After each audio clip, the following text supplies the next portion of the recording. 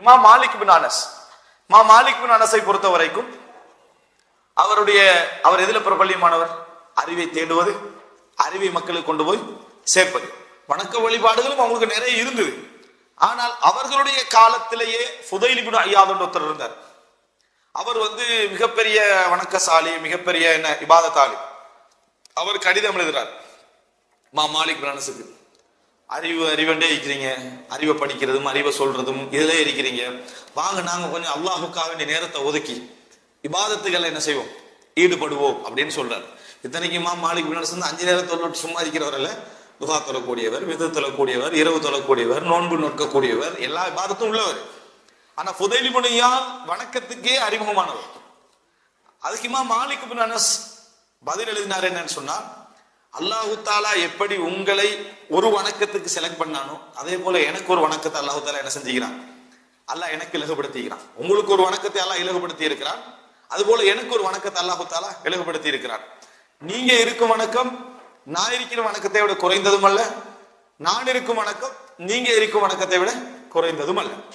நீங்க உங்களதுல முயற்சி எடுங்க, நான் என்னதுல என்ன செய்யறேன், முயற்சி எடுக்கிறேன். சிலருக்கு சில அல்லாஹு தாலா என்ன செஞ்சுக்கிறான், இலகுபடுத்தி இருக்கிற மாலிக் பின் அனஸ் என்ன செஞ்சாரு, பதில் சொன்னார்ன்றத பார்க்கும். இதுதான் ஃபிக்ஹ்.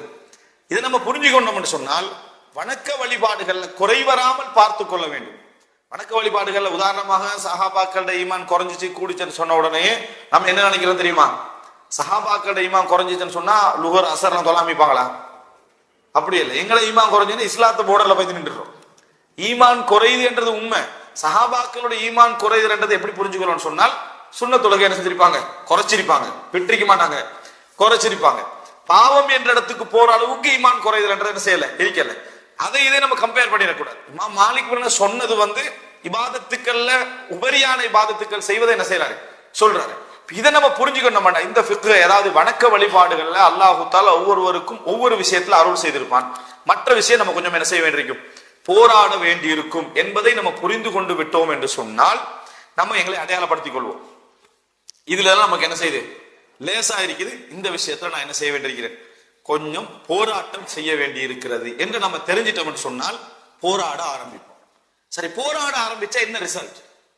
ஒரு அறிஞர் சொல்கிறார், அதாவது நான் வணக்க வழிபாடுகளில் 20 வருடங்கள் போராடினேன். எத்தனை வருஷம்? 20 வருஷங்கள் போராடினேன். 20 வருஷங்கள் போராடுறதுக்கு ஷைத்தான் இருந்து தப்பணும். ஏன் ஷைத்தான் ஒரு வருஷம் உங்களுக்கு சான்ஸை தருவான், அப்புறம் அவனே அட்வைஸ் பண்ணுவான், விளங்கிச்சு தானே, நடக்காது. ஏன் சும்மா இதுல போட்டு போராடிக்கிட்டு, அல்லாஹ் பாவம் மன்னிக்கு செய்யக்கூடிய நீ பாவம் மன்னிப்பு தேடுன்னு இந்த சைடு என்ன செஞ்சிருவான், எடுத்துருவான். நிறைய பேர் அது மலக்கடை அட்வைஸ் மாதிரி நினைச்சு திரும்பி அங்கே போயிடுறது. இது ஷைத்தானுடைய வேலை. அவர் சொல்றாரு, 20 வருட காலங்கள் நான் போராடினேன் இபாதத்தில். வணக்க வழிபாடை எனக்குள் உருவாக்கி கொள்ள 20 வருட காலம் போராடினேன். எனக்கு கடைசி மூச்சு இருக்கும் வரைக்கும் அல்லாஹு தாலா சந்தர்ப்பம் தான். அல்லாஹு தாலா கடைசி மனிதனை பொறுத்த வரைக்கும் நீங்க 30 வருஷம் ஏதாவது அளவு செஞ்சு 30வது வருடம் ஏதாவது ஒன்று சொன்னீங்கன்னா அதோட உங்களுடைய 29 வருஷமும் 363 4 நாளும் ஒண்ணுமே இல்லை. ஆனா நீங்க 30 வருடங்கள் பாவங்களே செஞ்சு கடைசி மூச்சில லா இலாஹ இல்லல்லாஹ் முஹம்மது ரசூலுல்லாஹ் யா அல்லாஹ் பாவத்தை மன்னிச்சுக்கன்னா திருப்தி அடைகிறவன் தான் ரப்பு. கடைசி வார்த்தை அந்த 30 வருடத்தை இறைவன் என்ன செஞ்சிருவான், மன்னிச்சிருவான். மனுஷன் 30 வருஷத்தை மறந்துடுவான். நல்ல அந்த அத்தனை விஷயங்களையும் மறக்கக்கூடிய அம்சத்துலதான் மனிதனுடைய நிலைப்பாடு என்ன செய்யும் இருக்கும். இவர் சொல்றாரு, 20 வருட காலம் நான் முயற்சி எடுத்தேன், இன்னும் 20 வருட காலம் அந்த இபாதத்தில் இன்பம் கண்டேன். 20 வருட காலம் போராட்டம், ஒவ்வொன்றும் போராடித்தான் அந்த வணக்க வழிபாடுகளை நான் செஞ்சிருக்கிறேன். ஆனா வந்த அடுத்த 20 வருட காலம் என்ன, அப்படி ஒரு இன்பமான 20 வருட காலம் நான் அந்த இபாதத்துக்களை இன்பத்தோடு என்ன செஞ்சேன், நான் செய்தேன் அப்படின்னு சொல்றேன். அப்ப உண்மையிலே அல்லாஹு தஆலா ஹலாவத்தை, அந்த சுவையை கொடுப்பதற்கு முன்னால் எங்கள்கிட்ட ஒரு முயற்சியை பார்க்கிறான். அல்லாஹ்வுக்கு அடிமை அப்படின்றதுதான் இபாதத். அல்லாஹ்வுக்கு அடிமை என்று சொல்றதுதான் இபாதத். அல்லாஹு தஆலா குர்ஆன்ல ஒரு நபியை வர்ணிப்பதாக இருந்தார், ஒரு நபியுடைய உச்சகட்ட நெருக்கத்தை வர்ணிப்பதாக இருந்தா நம்ம நிறைய சொல்லு கேள்விப்பட்டிருக்கிறோம். முஸ்தபா, அதே போல என்ன, அதாவது என்ன சாலிஹ், முத்தகி, இந்த போல எத்தனையோ சொற்கள் கேள்விப்பட்டிருக்கிறோம். ஆனால் அல்லாஹ்விடத்துல ஒரு அடியான உச்சகட்டமா வர்ணிப்பதாக, இந்த நெருக்கத்தை வர்ணிக்கிறதா அல்லாஹ் சொல்றது அப்த், அடிமைதான். ஏன் அடிமை எனது அடிமைன்னு அல்லாஹ் தாலா சொல்றான்னா இபாதத்துல அப்படிப்பட்ட ஆளுன்னு அர்த்தம். அதனாலதான் அல்லாஹ் தாலா ரசூலுல்லாஹி ஸல்லல்லாஹு அலைஹி வஸல்லம் அவர்களை உச்சகட்டமா புகழ்ற இடத்துல எல்லாம் அப்துஹு வ ரசூலுஹு, அவனது அடிமை அவனது தூதர். அவனது அடிமைன்னா அவனுக்கு மட்டும்தான் அந்த தூதர் அடிமை, வேற யாருக்கு அந்த தூதர் என்ன அடிமை இல்லை. அதான் உச்சகட்ட பாராட்டு. மற்றவர்களுக்கு நம்ம சொல்ல போனா அது பாராட்டு அல்ல. இறைவனோடு சம்பந்தப்பட்டதுல ஒரு நபிய பாராட்டத்தை உச்சகட்ட பாராட்டது அவனது அடிமை அப்படின்றது. அதாவது சுப்ஹானல்லதி அஸ்ரா பி அப்திஹி லைலம் மினல் மஸ்ஜிதில் ஹராமி இலல் மஸ்ஜிதில் அக்ஸா. அதாவது மஸ்ஜிதுல் ஹராம் மக்காவில இருந்து பைத்துல் மக்திஸுக்கு தனது அடிமையை அழைத்து சென்ற அல்லாஹ் தூய்மையானவன். அப்ப தனது அடிமையை அழைத்து சென்ற அல்லாஹ் தஆலா என்ன செய்றான் சொல்லிக்க, திக்ரு ரஹ்மத்தி ரப்பிக அப்தஹு ஜக்கரியா, தனது அடிமை ஜக்கரியாவுக்கு இறைவன் செய்த ரஹ்மத்தை ஞாபகப்படுத்தல்.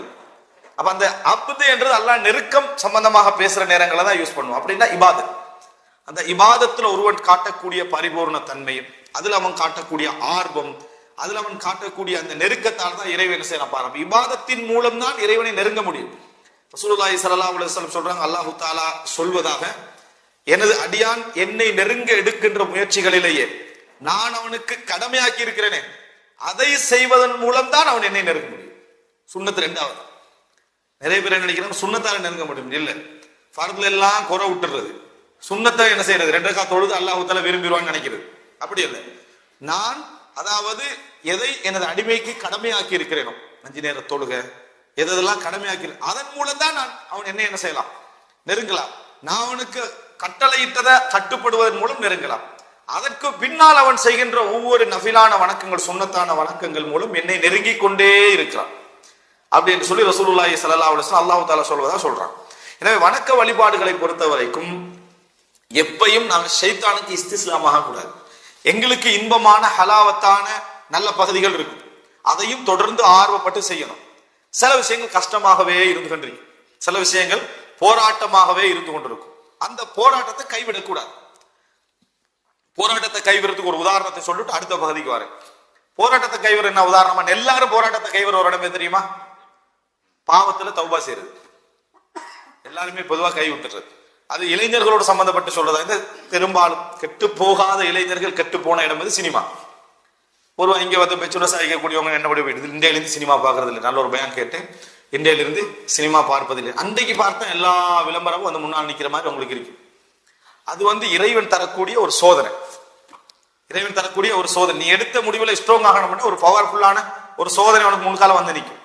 அப்ப நீங்க போய் பார்க்க கூடாது செய்யக்கூடாது அப்படின்னு இருக்கிற டைம்ல, அல்லது ஒரு ஃப்ரெண்ட் அந்த டைம்ல பார்த்து வந்துருவான், என்ன போயிட்டு வந்துருவ மாட்டி, இவனை முதலாவது கட் பண்ணணும் அப்படின்ற உணர்வுல என்ன செய்யும் இருக்கும். 2 நாள் 3 நாளைக்கு பிறகு அந்த பாவத்துல விழுந்துருவார். யாரெல்லாம் இவ்வளவு முடிவெடுத்து நான் இப்படி செஞ்சுட்டேன்னு ஓடி வந்து தௌபா செஞ்சு கண்ணீர் வடிச்சு அழுது நடந்துடும். 2வது கட்டம். 2வது கட்டம் இதே மாதிரி என்ன செய்யும், ஒரு நாள் ஒரு போராட்டம் என்ன செய்யும், தௌபா செஞ்சு திருந்திட்டா நடக்கும். மறுபடியும் என்ன, பாவத்துல விழுந்துருது, மறுபடியும் தௌபா. இப்படி ஒரு 4-5 முறை வரைக்கும் ஓடிக்கிட்டு இருக்கு. 6வது முறை சைத்தான் வருவான். நம்ம மலக்கு வரதான் நினைச்சுக்கிறத. சைத்தான் வந்து சொல்லுவான், அல்லாஹ்வுடைய விஷயத்துல விளையாடி கட்டிக்கிறேன். யாரோட விஷயத்துல, அல்லாஹ்வுடைய விஷயத்துல விளையாடி கட்டிக்கிறேன் சைத்தான் சொல்லுவானா, மலக்கு சொல்லுவானா? மலக்கு தான் சொல்லுவான். நம்ம நினைக்கிறோம் சொல்றது சைத்தான் தான். அல்லாஹ்வுடைய விஷயத்துல நீ விளையாடி கட்டிக்கிறேன். ஒன்றில் பாவத்தை விடு அல்லது தௌபா விடு, ஒன்றில் பாவத்தை விடு அல்லது தௌபா விடு. ஃபுல்லா தெரிஞ்சினா தௌபா செய், இல்லைன்னா தௌபா விட்டு பார்க்கறது. நம்ம சும்மா போட்டு தௌபா விட்டுறது. நம்ம எடுக்கிற முடிவு என்ன, இனி தௌபா செய்வதில்லை, இப்படி கொஞ்சம் நாள போகட்டும், அடுத்த ரமலான்ல பார்த்துக்கொள்ளும், அப்படி கேடு கட்டு போய்த்துறது. கொஞ்சம் அப்ப கெட்டுதான் போய்ப்போம். இந்த அட்வைஸுக்கு அப்புறம் என்ன, தௌபாவே இனி இல்லை, பள்ளி பக்கமே இல்லை, ஃபுல்லா அதுல ஈடுபட்டுட்டு போறது. இதுதான் சைத்தான் உங்களே பிடிச்சது. இதுதான் சைத்தான் உங்களுக்கு. நீங்க அட்லீஸ்ட் இருந்த 3 கட்டம் இருக்கு. ஒன்று பாவம் செய்யாமல் இருத்தல், 2வது பாவம் செஞ்சுக்கிட்ட தௌபா செய்யறது, 3வது தௌபாவே இல்லாத பாவம். இப்ப எங்க கொண்டு போனா அவங்களே தௌபாவே இல்லாத பாவத்துக்கு கொண்டு போயிட்டான். அட்லீஸ்ட் 2வது கட்டத்திலேயாவது என்ன செஞ்சிருக்கலாம்.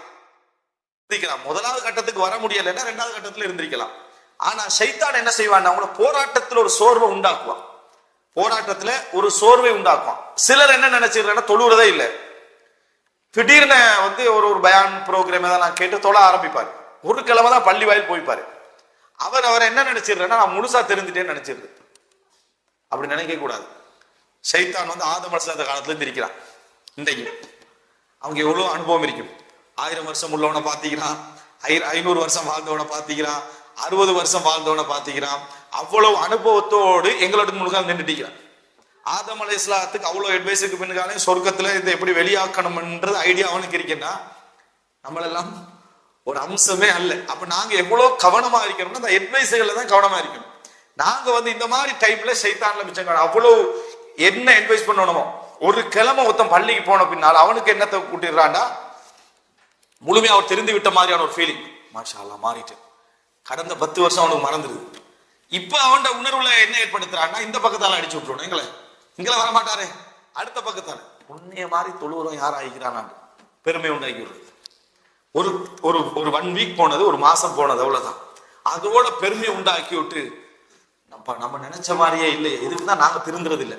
அவர் வசன இதுக்குதான் நாங்க திருந்துறது இல்லை. போனா இங்க எல்லாருமே 2ஆம் கட்டத்துல இருக்கிறேன்னு சொல்லி ஒரு நிலைமைக்கு போய் சுய பெருமை அடிச்சு அழிஞ்சு போனவங்க எத்தனையோ பேர் இருக்கிறாங்க. இஸ்லாமிய மார்க்கத்தை அல் குர்ஆன் சுன்னா அடிப்படையில் தெரிந்து கொள்ள இன்ஷா அல்லாஹ் ஹலால் டாக்ஸ் தமிழ் எனும் யூடியூப் சேனலை சப்ஸ்கிரைப் செய்து எம்மோடு இணைந்து கொள்ளுங்கள்.